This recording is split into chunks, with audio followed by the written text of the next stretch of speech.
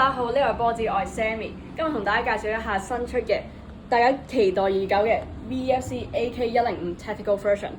咁同大家分享一下先啦。今次佢係用全鋼嘅槍身啦，基本上呢啲全部都係鋼㗎啦 ，Selector、Trigger、Mag Release、Bolt、Sight 同埋 Gas Block 都係鋼㗎啦。咁耐用度咧就有所提升嘅。咁今次 Tactical Version 咧，佢就配咗一個 M-LOK 嘅魚骨啦，有4至5格嘅空間可以俾大家裝翻電筒或者 grip、PEQ、laser 之類嘅嘢。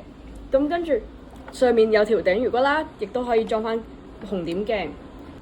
咁去到後半部分，佢哋用咗 AR 嘅 buffer tube， 都用咗 M4 托，咁就可以令玩家自由調校佢嘅長度啦、任何段式啦。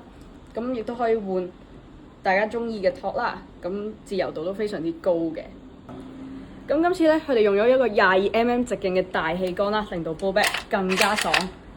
聽下啲聲，好正！我哋去試槍。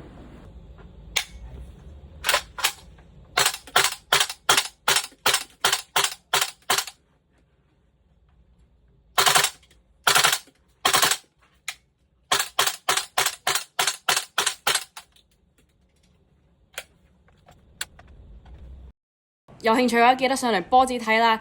我哋下次再見，記得 follow 我哋波子 IG，拜拜。